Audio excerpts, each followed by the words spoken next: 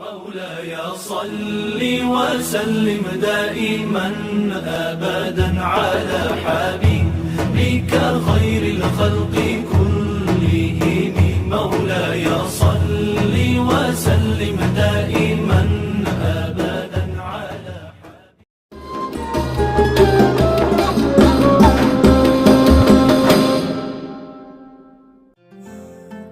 Assalamualaikum warahmatullahi wabarakatuh. Hamdan wa tamjidan lillah, salatan wa salaman rasulillah Muhammad sallallahu alaihi wasallam. Amma ba'd. Teman-teman ikhwan akhwat fillah, bisa kita pastikan bahwa Ramadan sebagai sarana pembersih jiwa. Makna puasa sendiri ialah mengajarkan tentang kesederhanaan dan kerendahan hati.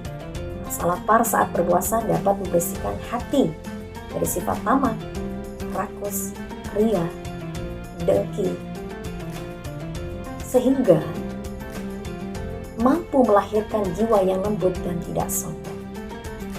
Kelembutan hati inilah yang melahirkan sikap kasih sayang sesama manusia. Kelemahan dan ketidakberdayaan merupakan karakter manusia. Sementara itu, hawa nafsu tidak bisa lemah dan hina dengan apapun selain dengan lapar dan dahaga, yakni berpuasa. Ketika lapar dan dahaga, hawa nafsu akan merasakan kelemahannya. Ia menjadi hina, kekuatannya hilang karena tidak ada asupan makanan. Kesombongannya musnah karena tidak meneguk air. Saat lapar dan dahaga, ia mampu menundukkan kekuatan hawa nafsu yang selalu mengajak melakukan perbuatan maksiat dengan maksimal. Karena itu, sumber kekuatan hawa nafsu tiada lain adalah melalui makanan dan minuman.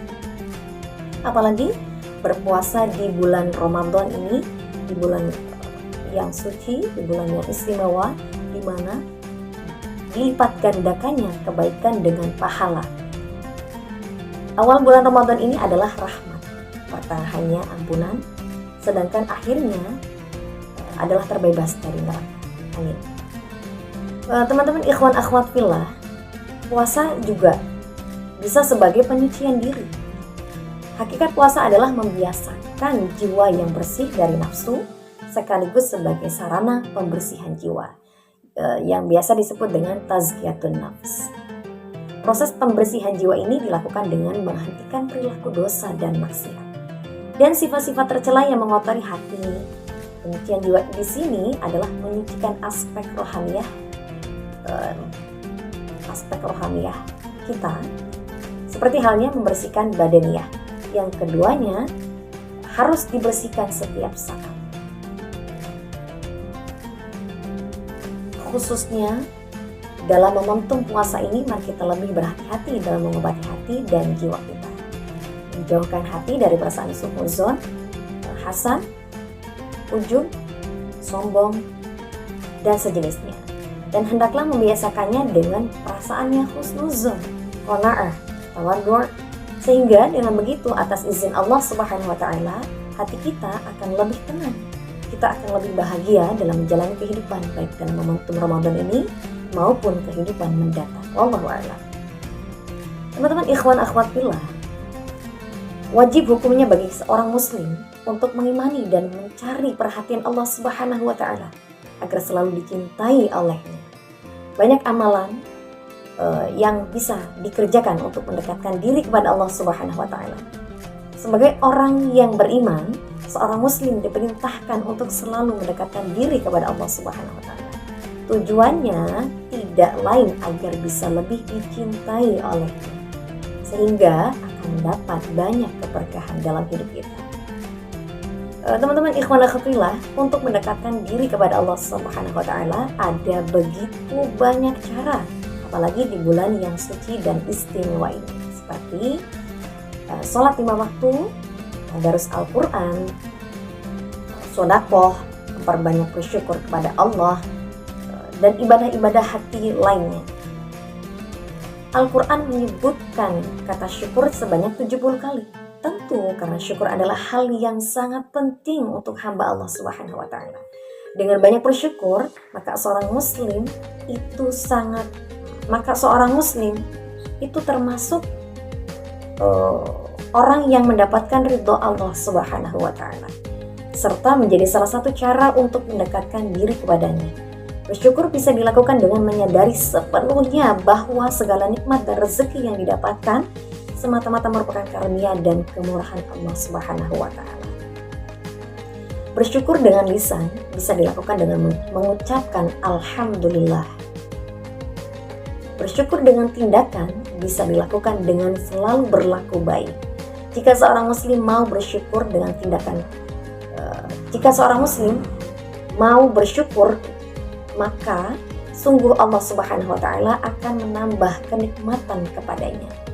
Seperti yang disebutkan dalam Quran surat 14 Ibrahim ayat 7 yang berbunyi, wa idz ta'adzana rabbukum la in syakartum la azidannakum wa la in kafartum inna 'adzabi lasyadid. Kemudian selalu panjatkan syukur karena ia adalah salah satu cara istimewa untuk cepat merasakan mendapatkan ridho Allah Subhanahu wa Ta'ala. Untuk mendapatkan ridho Allah, kita harus ridho terlebih dahulu, menerima semua ketentuannya, di mana Allah yang Maha Tahu dan Maha mencukupi apa yang kita butuhkan. Teman-teman ikhwan akhwat fillah, membersihkan hati dari penyakit batin dapat dilakukan dengan berbagai cara seperti berdoa, beramal baik, dan berzikir.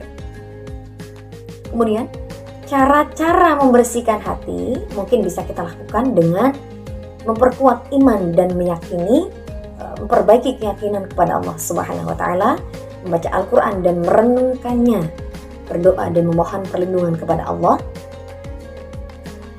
Kemudian beramal baik secara ikhlas, menjaga lingkungan dengan bergaul dengan orang-orang yang baik, menjaga kekuatan mental dengan ilmu yang bermanfaat, dan menghindari hal-hal yang bisa memperparah penyakit hati seperti maksiat dan ghibah. Bisa kita lakukan juga rajin berpuasa untuk mengendalikan hawa nafsu, mendirikan sholat malam, tahajud, kemudian merendahkan diri di hadapan Allah dengan doa dan zikir. Penyakit-penyakit hati tidak akan hilang dalam sekejap, tetapi membutuhkan proses yang terus-menerus dan berkelanjutan. Ciri-ciri seseorang memiliki qalbun salim atau hati yang baik adalah dirinya selalu memiliki rasa takut kepada Allah Subhanahu wa Ta'ala dan juga terhadap siksaannya. Dengan demikian, ia akan terhindar dari prasangka buruk dan tentunya perbuatan tercela yang akan menjerumuskannya kepada murkanya Allah Subhanahu wa Ta'ala. Wallahu a'lam bishawab. Semoga bermanfaat dan Allah izinkan kita semua untuk dapat terus memperbaiki diri menjadi hambanya yang pintar dalam bersyukur. Wabillahi taufiq wal hidayah. Assalamualaikum warahmatullahi wabarakatuh. مولاي صل وسلم دائما أبدا على حبيبك خير الخلق كلهم. مولاي صل وسلم دائما